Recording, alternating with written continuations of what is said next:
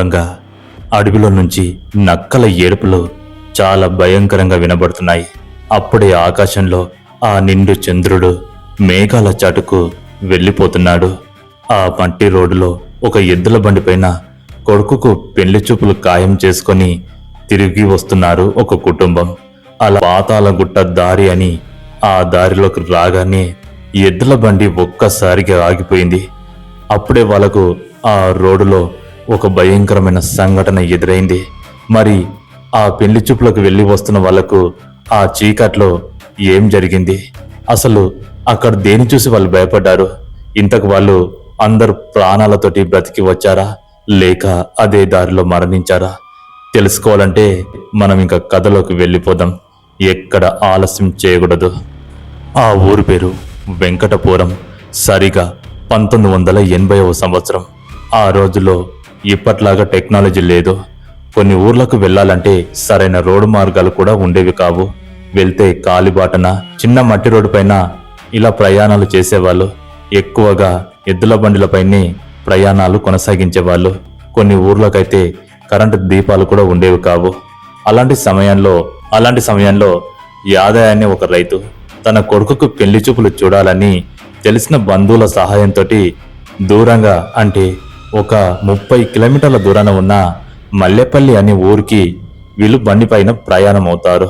వాళ్ళ అక్క చెల్లెళ్ళు ఇంకా బంధువులతో కలిసి 2 ఎద్దుల బండ్లపైన ఆ ఊరికి వెళ్ళిపోతారు. ఆ ఊరికి వెళ్లే మార్గం పాతాల గుట్ట దారి అంటారు. అది పగటిపూట ఎంత అందంగా కనబడ్డా రాత్రి అయితే అక్కడ నరకం కనబడుతుంది. చీకట్లో అటు నుంచి ఎవ్వరు కూడా రారు. పైగా ఆ రోజుల్లో కరెంటు వెలుతురు సరిగా ఉండేది కాదు. ఇంకా వాళ్ళ లాంతర్ల సహాయంతో ఆ బండికి లాంతర్ తగిలించుకొని వెళ్తారు. చీకటి ప్రయాణాలు చాలా తక్కువ చేసేవాళ్ళు. కానీ ఆ రోజు యాదయ్య మాత్రం ఇంకా పెళ్లి చూపులకు ఆ రోజు వెళ్ళక తప్పలేదు. కొడుకుతో ఇంకా వాళ్ళ బంధువులతో కలిసి 2 ఎద్దుల బండి పైన ఉదయం బయలుదేరాడు. అలా చాలాసేపు ప్రయాణం చేసిన తర్వాత ఆ ఊరికి చేరుకున్నారు. చేరుకున్న తర్వాత పెళ్లి పిల్లని చూశారు, మాట ఖాయం చేసుకున్నారు. తిని చేసి అంతా అయిపోయాక వాళ్ళు తిరిగి వచ్చే సమయానికి బాగా చీకటి పడుతూ ఉంది. ఎలాగో లాంతర్లు ఉన్నాయి, ఇంకా వెళ్ళడానికి ఎలాంటి ఇబ్బంది ఉండదు కదా అని ఇంకా అలా వాళ్ళు ఇంకా చుట్టాలకు చెప్పేసి ఆ ఊరు నుంచి వాళ్ళు ఇంకా వీళ్ళ ఊరికి బయలుదేరారు. చీకటి పడింది. ఆకాశంలో నిండు చందమామ మెరుస్తూ కనబడుతున్నాడు. అలా పెళ్లి చూపులు అయిపోయిన తర్వాత దారిలో వస్తూ ఉండగా వాళ్ళ అక్క వాళ్ళు బావ వాళ్ళందరూ పిల్లగాని ఆట పట్టిస్తున్నారు. ఏరా అమ్మాయి బాగుంది కదా అని అడుగుతారు. అడిగితే అబ్బాయి సిగ్గుపడతాడు. అప్పుడు యాదయ్య కూడా నా కొడుకుకేం తక్కువ ఉంది, నా కొడుకు హీరో, మంచి అమ్మాయి దొరికింది అని ఇంకా మురిసిపోతూ అలా ఎద్దుల బండి పైన ప్రయాణాన్ని ముందుకు కొనసాగిస్తారు. అలా కొద్ది దూరం వచ్చిన తర్వాత అందులో ఉన్న వాళ్ళ కూతుర్లు, నాయనా ఇప్పుడు వెళ్ళేటప్పుడు మనము ఆ పాతాల గుట్ట దారి నుంచి వెళ్ళకూడదు, పక్క దారి పోటీ పోదాం, ఎంత చీకటైనా పర్లేదు అని అంటారు. అప్పుడు యాదయ్య ఏమైందమ్మా అట్లా అంటున్నారు అనగా, నీకు తెలుసుగా నాయనా, ఆ పాతాల గుట్ట దారిలో రాత్రిపూట ఎవరు వెళ్ళరు. ఈరోజు పైగా మనం పెళ్లి చూపులకు వెళ్ళి వస్తున్నాం. ఆ దారి మంచిది కాదు. అక్కడ ఎన్నో భయంకరమైన సంఘటనలు జరిగాయని చాలా మంది చెప్తే విన్నాము, నీ కూడా తెలుసు కదా అని అంటారు. అవును బిడ్డ, కానీ చీకటి బాగా పడింది. ఇప్పుడైతే దారిలో ఏం జరుగుతలేవు, కానీ మనుషులలో భయాలైతే పోలేవు. నీకు తెలుసు కదా, చాలా రోజుల నుంచి అక్కడ ఎలాంటి సంఘటనలు జరుగుతలేవు. దారి అయితే తొందరగా ఇంటికి పోతామని ఇంకా తండ్రి యాదయ్య అంటాడు. అప్పుడు వాళ్ళ అల్లుళ్ళు కూడా, మామ మీ కూతుర్లు చెప్పినట్టే ఆ పక్క దారి పోటీ పోదాం, ఎంత చీకటైనా పర్లేదు. ఆ దారి గురించి చుట్టుపక్కల ఊర్ల వాళ్ళు కూడా చాలా చాలా భయంకరంగా మాట్లాడుకున్నారు. పైగా నీకు కూడా తెలిసిందే, వద్దు అని అంటారు. కానీ యాదయ్య మాత్రం భయపడడు. యాదయ్య చాలా ధైర్యవంతుడు. ఏం కాదు అల్లుండు, ఇలాంటి వాటికి భయపడితే ఏంది కథ, అసలు ఇప్పుడు ఆ దారిలో ఏం జరుగుతలేవు అని అంటే అప్పుడు అప్పుడు తన కొడుకు, నాయనా నిజం నాయనా, ఆ దారిలో ఏదో తిరుగుతుందంట, అది మాయ చేసి మనుషులను దారుణంగా చంపుతుందంట, అది ఒక కామిని అని అన్నారు. ఆ దారిలో వెళ్ళకపోవడమే మంచిది అని అంటూ ఉన్నాడు. వీళ్ళందరి భయాలను గమనించిన యాదయ్య వాళ్ళకి ధైర్యం చెప్తూ, చూడండి ఏం భయపడకుండ్రి, మీ అందరికి నేను ఉన్నా కదా, గసంటి వాటికి అస్సలు భయపడకూడదు. అయినా ఏముంటాయి చెప్పు, ఏమి ఉండవు, సప్పుడు చేయకుండా పోదాముండ్రి, అట్లా పోతే చాలా సమయం పడుతుంది అని ధైర్యం చెప్పాడు. ఇంకా ఇంకా వెనక బండిలో వాళ్ళ పాలి వాళ్ళు కూడా ఉంటారు. వాళ్ళు కూడా ఏమయ్యో ఏ దారిలో పోదాం అని వెనక నుంచి కూత వేస్తారు. వాళ్ళు కూడా అప్పుడు యాదయ్య ఏ దారిలో పోయేదేముంది, ఆ పాతాల గుట్ట దారి నుంచే పోదాం, గట్ల పోతేనే తొందరగా పోతాం అని అనగానే వాళ్ళు చాలా భయపడ్డారు. ఓ అయ్యా గా దారి నుంచి అయితే వద్దు, మీకు దండం పెడతాం, నాయన వద్దయ్యా అంటూ వెనకాల ఉన్న బండిల వాళ్ళు అంటారు. యాదయ్య నవ్వుతాడు. ఆ వెనకాల బండిలో సత్యయ్య కూడా ఉంటాడు. సత్యయ్య కూడా అప్పుడు భయపడకండి, ఏం కాదు, గా దారిలోకి ఇప్పుడు ఏం జరుగుతలేవు, ఎప్పుడో జరిగిన వాటికి ఇంకా భయపడుతూనే ఉంటారా, రాత్రిపూట ఎవరు పోకపోతే మనం పోవడానికి ఏమైనా ఇబ్బందా అని సత్యయ్య యాదయ్య అందరు ధైర్యం చెప్పి బండిని ఇంకా ఆ పాతాల గుట్ట దారిలోకి మళ్లిస్తారు. ఆ ప్రాంతమంతా అడవిగా ఉంటుంది, దూరంగా బీడు భూములు. కానీ ఆ పాతాల గుట్ట దారిలో రోడ్డు పక్కకు కనీసమైన ఒక 1/2 కిలోమీటర్ దూరాన ఒక పాడుపడిన పెద్ద కోట ఉంటుంది. ఈ వెనకటికి అక్కడ ఒక దొరసాయనమ్మ, ఒక దొర ఉండేవాళ్ళని అన్నారు. ఇంకా దాని గురించే తర్వాత కథలు కథలుగా చెప్పుకున్నారు. అదే ప్రాంతంలో ఎక్కువగా సంఘటనలు జరిగాయి అన్నారు. ఇంకా వీళ్ళు ఆ ఎద్దుల బండ్లని ఆ రూట్లోకి మళ్లించారు. చీకటి బాగా పడింది. లాంతరు వెలుతురులో ఆ ఎద్దులు గల్లుగల్లు శబ్దం చేసుకుంటూ ముందుకు వెళ్తూ ఉన్నాయి. వాటి మెడలో ఉన్న ఆ గంటల శబ్దానికి ఆ అడివంతా రీసౌండ్ వస్తుంది. అలా ఇంకా ఆ బండ్లలో వీళ్ళు మాట్లాడుకుంటూ దిక్కులు చూస్తూ వెళ్తున్నారు. సమయం చూస్తూ ఉండగానే సరిగా 10 దాటింది. ఇంకా ప్రయాణం కొనసాగించాలి, చాలా దూరం వెళ్ళాలి. ఇంకా దారంతా చీకటిగా ఉంది. ఆకాశంలో చందమామ మేఘాల చాటుకు వెళ్ళిపోయాడు. ఇప్పుడు ఆ లాంతర్ వెళ్తురు తప్ప ఆ ప్రాంతంలో ఏమీ కనబడతలేదు. ఇంకా అందరూ ఆ బండిలో కూర్చొని ఆ పాతాల గుట్ట దారిలోకి రాగానే వణుకుతున్నారు. తొందరగా ఈ దారి నుంచి బయటపడితే బాగుండు అని అనుకుంటూ దేవునికి దండం పెడుతున్నారు. యాదయ్య సత్తయ్య బండిలో ఉండి వాళ్ళకి ధైర్యం చెప్పారు. అలా వెళ్తూ ఉంటే అప్పుడే ఆ దూరంగా ఉన్న కోట ఒక రకంగా ఆ మసక ఆ చందమామ వెలుతురులో కనబడింది. వీళ్ళందరూ దాని దిక్కు చూశారు. చూడగానే వీళ్ళ గుండెలు అదిరిపడ్డాయి. ఎందుకంటే ఆ దొరసాని అక్కడే ఉండేవాళ్ళు. చాలా ఏండ్ల నుంచి అది పాడుపడి చాలా భయంకరంగా ఉంది. అందుకే రాత్రిపూట అక్కడ దారుణమైన సంఘటనలు జరుగుతాయని అంటారు. అలా వీళ్ళు అక్కడ చూసుకుంటూ ఉండగానే సత్యయ్య యాదయ్య అక్కడ చూడకండి, ఇక పక్కలు ఎందుకు చూస్తారు, ముందుకు చూడురి, తొందరగా వెళ్ళిపోదాముండ్రి అని అనగానే అందరు ముందుకు చూస్తారు. అలా భయపడుతూ కళ్ళు మూసుకుంటారు తొందరగా దారి దాటాలని. అలా వాళ్ళు ముందుకు వెళ్తూ ఉంటే ఆ అడవిలో నుంచి భయంకరంగా నక్కల ఏడుపులు వినబడుతూ ఉన్నాయి. ఉన్నట్టుండి గాలి వేగం పుంజుకుంది. భయంకరంగా గాలి పెడుతూ ఉంది. చెట్లు ఊగుతూ ఉన్నాయి. ఎద్దుల బండి అతలం కుతలం అవుతూ ఉంది. అప్పుడే బండిలో ఉన్న వాళ్ళందరూ ఏందయ్యా ఈ దారిలోకి రాగానే ఇలా బండి ఇలా అవుతుంది, చెట్లు ఏంది ఇలా ఊగుతున్నాయి, మాకేదో భయంగా ఉంది, తొందరగా అల్లించండి అని అనగా ఏం భయపడకండి, మేఘాలు నల్లగైని వర్షం కూడా పడుతుండొచ్చు, ఏం కాదు అని ఇంకా వాళ్ళు అంటూ ఉండగానే గాలి ఇంకా పెడుతూ ఉంది. ఆ సమయాన అడవిలో నుంచి భయంకరమైన శబ్దాలు వస్తున్నాయి.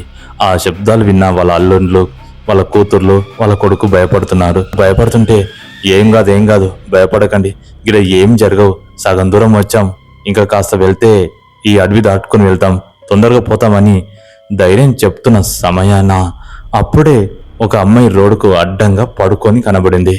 ఆమె తెల్ల పట్టు చీరలో నగలతోటి పొడవాటి జడతోటి రోడ్డుకు అడ్డంగా పడుకుంది. అలా ఒక్కసారిగా ఎద్దులు ఆ ఆకారం చూసి ఆగిపోయాయి. అప్పుడు ముందు బండిలో ఉన్న యాదయ్య ఎడ్లని ఆపాడు. ఎద్దుల బండి ఆగింది. వెనకాల ఉన్న ఎద్దుల బండిలో సత్య ఏమ్రా యాదయ్య బండి ఎందుకు ఆపావు అని అంటాడు.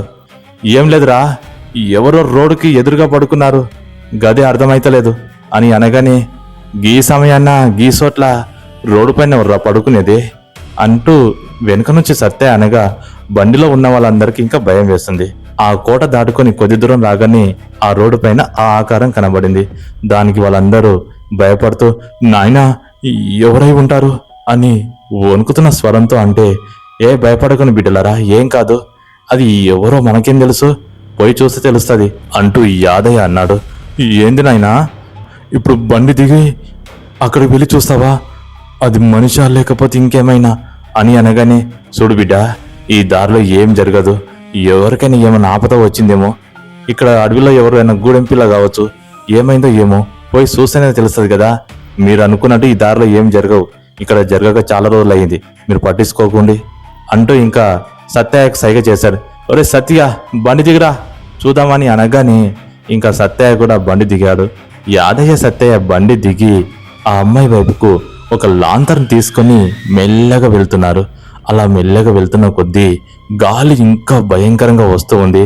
బండిలో ఉన్న వాళ్ళకు గుండెలు దడదడ కొట్టుకుంటున్నాయి.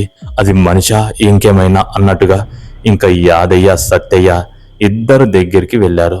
అలా వెళ్ళి చూస్తే ఒక నవ యువతి ఒంటి నిండా బంగారంతో, సింగారమైన మొహంతోటి, పొడవాటి జుట్టుతోటి, తలకు కాస్త గాయం తగిలి రోడ్డుపైన పడి ఉన్నట్టుగా కనబడింది.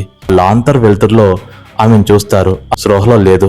అది చూసిన యాదయ్య సత్యయ్య పాపమని భయపడ్డారు. ఎవరినైనా ఆమె అంటూ అనగానే, ఓ బిడ్డలారా, గీ పిల్లకు దెబ్బ తగిలింది, పాపం యా ఊరు బిడ్డనో ఏదో, జర రండి రండి సాయం చేద్దాం అని అనగానే బండిలో నుంచి అందరు దిగారు. నీళ్లు కొట్టి పైకి లేపుతారు. అలా లేపగానే ఆ అమ్మాయి తల పట్టుకొని వాళ్ళందరిని చూస్తూ భయపడినట్టుగా దూరం జరుగుతుంది. ఎవరు మీరంతా ఎక్కడి నుంచి వచ్చారు అంటూ తను ఏదో బాధలో ఉన్నట్టుగా మాట్లాడుతుంది.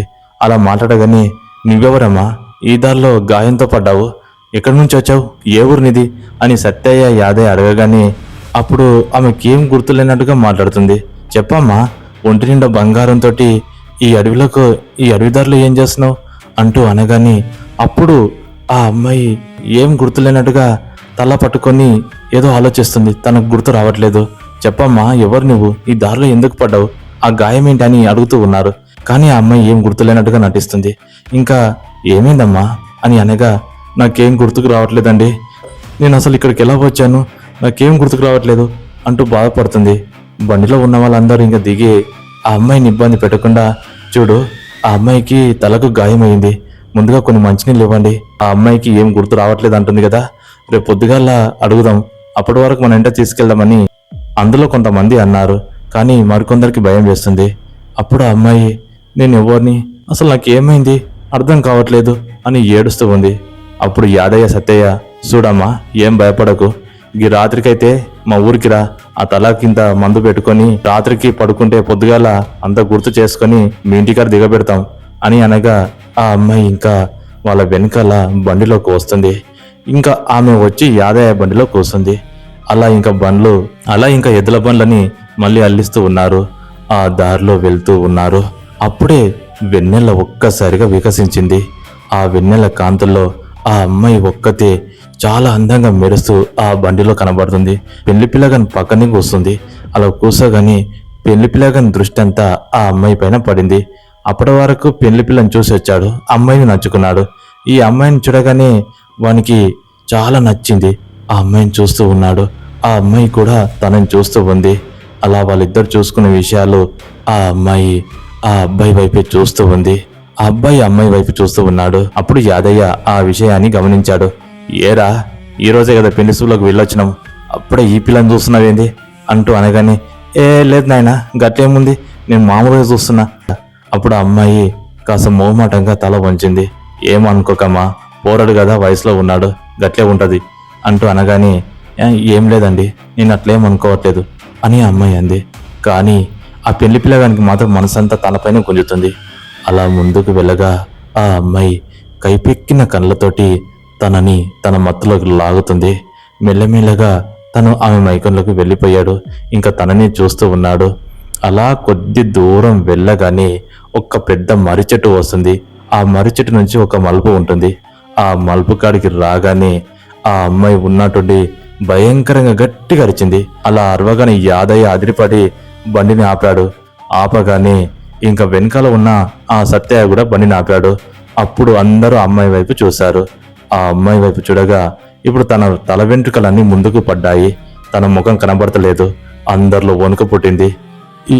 ఏమైందమ్మా, ఏమైంది, ఒక్కసారి అలా అయిపోయావు అంటూ ఆమె వైపు చూసి అడుగుతున్నారు. ఆమె మురుగుతలేదు, మాట్లాడతలేదు, అలాగే కూర్చొని ఉంది. కానీ ఆ పెళ్లి పిల్లగాడు మాత్రం తనకు అందమైన అమ్మాయి కనబడుతుంది అన్నట్టుగానే చూస్తూ ఉన్నాడు. ఇంకా అందరు భయపడుతూ ఆ అమ్మాయిని అడుగుతూ ఉన్నారు. తను ఏమనట్లేదు. అప్పుడే అందులో ఉన్న వాళ్ళ యాదయ్య బిడ్డలు, ఏమైంది పోరి, గట్ల చేస్తున్నావేంది, బండి ఎక్కి గట్ల అరుస్తున్నావేంది అంటూ చెయ్యి పట్టుకొని తనని ఇట్లా తట్టారు. తట్టగానే పెద్ద గాలి వచ్చింది. ఆ గాలికి ఆ వెంట్రుకలన్నీ వెనుకకు వెళ్ళిపోగానే అక్కడ అందమైన రూపం కాస్త భయంకరమైన కామినిలా మారిపోయింది. ఇంకా ఆ కామిని పిశాచిని చూసిన వాళ్ళందరికీ వణుకు పుట్టింది. గజ గజ వణుకుతూ ఉన్నారు, గట్టిగా అరిశారు. ఈ యాదయ్య కూడా ఒక్కసారిగా భయపడి గుండెపైన చేయి పెట్టుకున్నాడు. ఇంకది నవ్వుతూ, ఎక్కడికి వెళ్తారా? ఈరోజు నాకు పెళ్లి చెయ్యండి. ఈ పెళ్లి పిల్లగాడు నావాడే, నాకు ఇచ్చేసి వెళ్ళిపోండి, లేదా మీ ప్రాణాలను తీసేస్తా అంటూ అది భయంకరంగా అరిచింది. ఆ అరుపులకు వెనుక బండిలో ఉన్న సత్యయ్య ఇంకా మిగతా వాళ్ళు కూడా చాలా భయపడ్డారు. చూస్తూ ఉండగానే ఆ అమ్మాయి, ఆ పెళ్లి పిల్ల గాని నాతో వస్తావారా అని అంటుంది. అలా అనగానే వాడు అమ్మాయి దిక్కు తల ఊపుతూ, వస్తా, నీ వెనకాలే వస్తా అనగానే ఇంకా తన చెయ్యి పట్టుకొని బండిలో నుంచి దింపబోతూ ఉంటే అప్పటికే గజగజ వణుకుతున్న వాళ్ళ బావాలు, వాళ్ళ అక్కలు, మిగతా వాళ్ళు ఆపలేకపోయారు. యాదయ్య ధైర్యం చేసి ఇంకా బండి కిందకు దూకాడు. ఆ అమ్మాయి ఇంకా భయంకరంగా రూపంలోకి మారి ఆ పెళ్లి పిల్ల గాని అడవిలోకి తీసుకొని వెళ్తుంది. ఇంకా సత్యయ్య, యాదయ్య కిందకి దిగి, ఒరేయ్ దిగురా దిగురా, ఇది వానేం చేస్తుందో ఏమో, ఈ దారిలో వచ్చి తప్పు చేశాం అంటూ యాదయ్య భయపడుతున్నాడు. ఇంకా బండి దిగి ఆ అబ్బాయిని పట్టుకోవడానికి వెనుక నుంచి వెళ్ళి వాళ్ళ అబ్బాయిని పట్టుకుంటే అప్పుడు వాడు స్రోలోకి వచ్చి వీళ్ళని చూడగానే, ఏంద్రా యాడికి పోతున్నావు అంటూ అనగానే, నేనెడకపోతున్నా నాన్న అంటూ ముందు ఉన్న అమ్మాయిని చూస్తే ఇంకేముంది, అది వెనుకకు తిరిగి, రాజా వస్తా అన్నావు కదా, ఇప్పుడేంది ఆగావు అంటూ భయంకరంగా నవ్వింది. ఆ రూపాన్ని చూసిన వాడు అప్పటి వరకు ఎంతో అందంగా కనబడిన అమ్మాయి అది ఒక కామపిశాచిలా కనబడింది. ఇంకా వాడు గట్టిగా అరిసి నాయనా అని అన్నాడు. అనగానే యాదయ్య, సత్తయ్య వాని చేయి పట్టుకొని బండి దగ్గరికి లాక్కొని వస్తున్నారు. అప్పుడు ఆ దయ్యం భయంకరంగా అరుస్తూ, ఎక్కడికి రా తీసుకెళ్లేది అంటూ వెంటపడి వాళ్ళని కొడుతూ ఉంది. ఆ బండిలో ఉన్న వాళ్ళందరినీ కిందకు తరిమేసింది. వాళ్ళందరూ ఆ అడవిలో ఎక్కడ పరిగెడుతున్నారో వాళ్ళకి అర్థమవుతలేదు. వాళ్ళని ఒక్కొక్కరిని చుట్టుముట్టి చాలా భయపెట్టిస్తుంది. వాళ్ళందరూ ఏడుస్తూ ఉన్నారు. పెళ్లి పిల్లగాని పట్టుకొని అది లాక్కొని వెళ్తుంది. సత్తయ్య, యాదయ్య ధైర్యం చేసుకుని ఎలాగైనా వాడిని కాపాడాలని ఇంకా దాని వెంట పరిగెడుతున్నారు. అలా పరిగెడుతూ ఉండగానే అక్కడ అడవిలో ఒక పెద్ద చెట్టు ఉంటుంది. అది రావి చెట్టు. ఆ రావి చెట్టు కింద హనుమాన్ గుడి ఉంటుంది. అది చాలా పురాతనమైనది. ఆ హనుమాన్ గుడిని గమనించిన యాదయ్య, ఒరే సత్య, అక్కడ ఆంజనేయ స్వామి ఉన్నాడ్రా, మన పోరగాన్ని తీసుకుని అక్కడికి అందరం వెళ్ళామంటే ఈ దయ్యం మనం ఏం చేయదు, ఎలాగైనా కాపాడదామంటూ ఇంకా స్పీడ్గా పరిగెత్తుకుని వెళ్ళి వాడిని పట్టుకున్నారు. వదలు, మా వెంట పడ్డావేందే అంటూ అరుస్తూ ఉన్నారు. అదేమో భయపెడుతూ, వదలండిరా, వాడు నావాడు, వాడు నాకే కావాలి, లేకపోతే కుతిక కొరికి చంపేస్తా అంటూ వాని గొంతు కొరకబోతుంది. అప్పుడే నీకు దమ్ముంటే మా పైన నీ ప్రతాపం చూపించే అంటూ బూతులు తిడుతూ ఉన్నారు. ఆ బూతులు తిడుతూ ఉంటే ఆ కామిని నవ్వుతూ ఉంది. అవును కదా, ముందు మీ పని చేయాలి, మీ పని చేస్తేనే వీడు నాకు సొంతం అవుతాడు అంటూ వీళ్ళ వైపు కోపంగా చూసింది. దమ్ముంటే రావే, మా వెనకాల రా అంటూ దాన్ని హెచ్చరిస్తున్నారు. అనగానే సత్యయ్య మిగతా చుట్టాలందరికీ సైగ చేస్తాడు. చేయగానే వాళ్ళు భయపడి అలా పరిగెడుతూ ఉంటారు. యాదయ్య ఇంకా ఆ పోరగాన్ని పట్టుకొని, రావేదా, నీకు దమ్ముంటే మా వైపు రా అంటూ దాన్ని హెచ్చరిస్తూనే ఉన్నాడు. ఇంకా అది నవ్వుతూ వీళ్ళు నన్నేం చేస్తారంటూ ముందుకు వస్తూ ఉంది. అప్పటికే సత్యయ్య మంచి ప్లాన్లో ఉన్నాడు. ఆ చుట్టాలందరినీ ఆ గుడి దగ్గరికి తీసుకుని వెళ్ళాడు. గుడి ఇంకా 10 అడుగుల దూరంగా ఉంది అనగా అప్పుడే ఆ కామిని పిశాచి కనిపెడుతుంది. ఇంత నాటకం ఆడతావురా, నిన్ను నీ కుటుంబాన్ని కాపాడుకోవడానికి రెచ్చగొట్టావు కదా, వదలరా అంటూ అనగానే ఇంకా వాడిని పట్టుకోబోయింది. అప్పుడే సత్తయ్య, యాదయ్య ఒక్క అడుగున వాడిని పట్టుకొని గుడి ముందుకు లాక్కొని వెళ్ళారు. అలా వెళ్ళగానే వెనకాల ఆ దయ్యం తన వీపుల పైన పెద్దగా గీరింది. వానికి రక్తం కారుతూ ఉంది. ఆ టెంపుల్ దగ్గర వెళ్ళగానే అది దూరం విసిరేయబడింది. హనుమాన్ శక్తి ముందు అది తాళలేక దూరం నిలబడింది. వాళ్ళ బంధువులందరూ ఇంకా ఆ గుడి ముందర ఉండి ఆ తండ్రికి దండం పెట్టుకుంటూ ఉన్నారు. తండ్రి ఎలాగైనా కాపాడని వేడుకుంటున్నారు. ఇంకా ఆ కామిని పిశాచి వాడిని వదిలిపెట్టమని ఎంత భయంకరంగా చేసినా కూడా వాళ్ళు ఆ తండ్రి ముందర కూర్చొని మొక్కుతూ హనుమాన్ చాలీస చదువుతూ ఉన్నారు. ఇంకా ఆ దయ్యం ఆ హనుమాన్ చాలీస చదువుతూ ఉంటే అది పెద్దగా కేకలు పెడుతూ దూరంగా జరుగుతూ ఉంది. వాళ్ళు ఇంకా ఆ దయ్యం వెళ్ళేంత వరకు అక్కడే ఉన్నారు. సరిగా అర్ధరాత్రి 2 గంటల సమయం దాటింది. ఇంకా దయ్యం అప్పుడు బాగా చూసి చూసి భయంకరంగా అరుస్తూ, మళ్ళీ ఈ దారిలో వస్తారు కదరా, వచ్చినప్పుడు చెప్తా, నీ కొడుకుని నేను అంతం చేస్తా, నా కోరిక తీర్చుకొని వాని నాలో కలుపుకుంటా అంటూ అది బిగ్గరగా అరిచి దూరంగా మాయమైపోయింది. వీళ్ళు ఇంకా ఆ రోజు ఆ గుడి ముందల నుంచి లేవలేరు. ఒకవేళ పొరపాటున బయటికెళ్తే అది ఎక్కడ దాడి చేస్తుందో అని ఆ ఎద్దులు రోడ్డుపైన ఉన్నా కూడా వీళ్ళ గుడి దగ్గరనే ఉన్నారు. అలా ఇలా మొత్తానికి తెల్లవారుజామైంది. తెల్లవారుజాము అవ్వగానే ఆ తండ్రికి దండం పెట్టుకొని ఇంకా ఎద్దుల బండి దగ్గరికి వచ్చి ఆ ఎద్దులను అల్లించుకొని ఇంకా ఊరికి వచ్చారు. మొత్తానికి వాళ్ళు ఊరికి వచ్చిన తర్వాత ఆ భయంకరమైన సంఘటన గురించి తలుచుకొని చాలా భయపడ్డారు. అన్నిటికీ ఆ హనుమంతుడే మనం కాపాడాడు అంటూ ఇంకా మొక్కారు. అలా మొత్తానికి వాళ్ళ కొడుకు ప్రాణాన్ని, వాళ్ళ ప్రాణాలని ఆ దేవుని సహాయంతో కాపాడుకున్నారు. ఆ దేవుని దయ వల్లనే వీళ్ళు ప్రాణాలతోటి బయటపడ్డారు. మరి ఈ స్టోరీ ఎలా ఉందో మీరు కామెంట్ సెక్షన్లో తెలియజేయండి. ఇలాంటి భయంకరమైన స్టోరీస్తో నేను మళ్ళీ మీ ముందుకు వస్తాను. అంతవరకు సెలవు. జై హింద్.